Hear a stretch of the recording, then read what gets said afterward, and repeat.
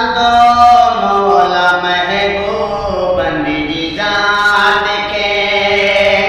असुर वेला आंदो मौला महबूबन जी ज़ात खे नकी मींह खे दुख पहुतो नकी रंज रात खे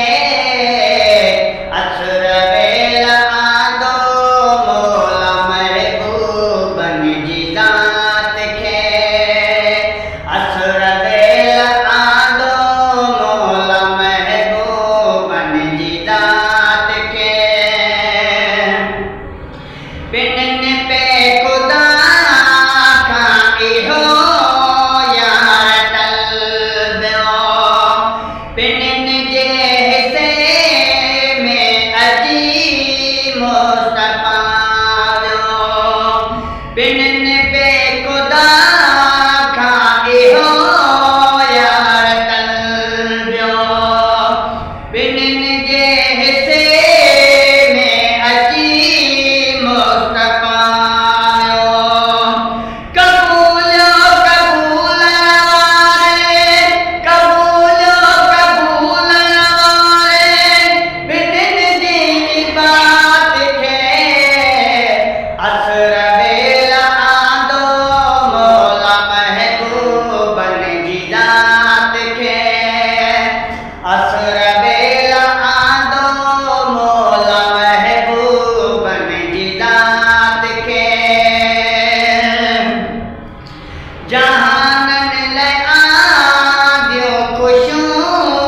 खोड़ साईं जहाननि लाइ आंदियूं ख़ुशियूं खोड़ साईं वेठा कुमारा जेके काल ताईं वेठा कुमारा जेके काल ताईं सुबुह जो बदिलाए सुबुह जो बदिलाए पखी पंहिंजी लात खे असुर वेला आंदो मौला महबूबन जी ज़ात खे असुर वेला आंदो मौला महबूबन जी ज़ात खे खुदाए सॼी सोच में पइजी वई खुदाए सॼी सोच में पइजी वई घड़ीअ में जो मौसम बदलजी वई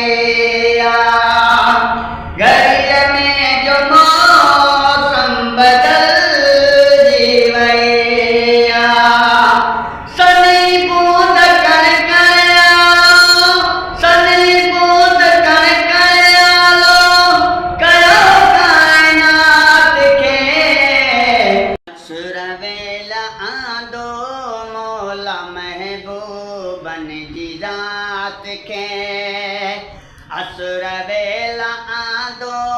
मौला महबूबन जी ज़ात खे मजूसन दी आतिश कढे बि उजाणे कुफर शिरक जी जल्द थी वई पुॼाणे मजूसन जी आतिश कढे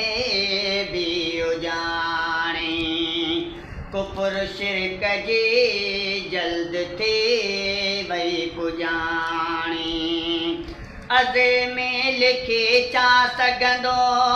अज़े में लिखी छा सघंदो सजण जी सफ़ात खे असुर वेला आंदो मौला महबूबन जी ज़ात खे